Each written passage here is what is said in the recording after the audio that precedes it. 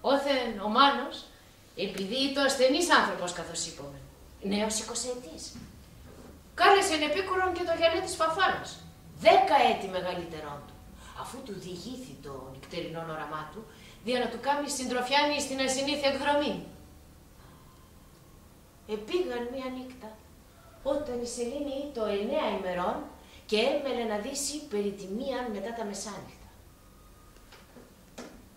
Το φως εφαίνεται εκεί, ακίνητον ως καρφωμένο, ενώ ο πύρινος κολοβός δίσκος κατέβαινε ηρέμα προς δυσμάς και έμελε να κρυφτεί ο πίσω του βουνού.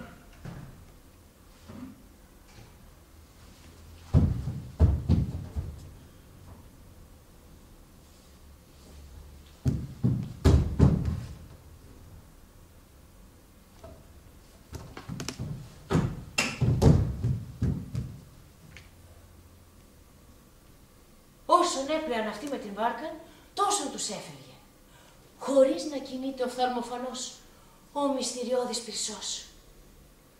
Έβαλαν δύναμη στα κουπιά, εξεπλατίστηκαν. Το φως εμακρύνετο, εφαίνεται το απότερον ολονέν, ή το άφθαστον.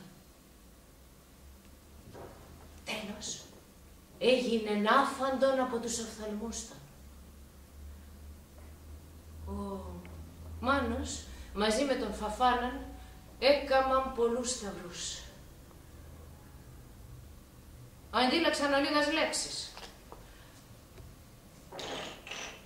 Δεν είναι φανάρι, δεν είναι καΐκι. Όχι. Και τι είναι? Είναι... Ο γυαλίς της Φαφάνας δεν ήξερε τι να είπε.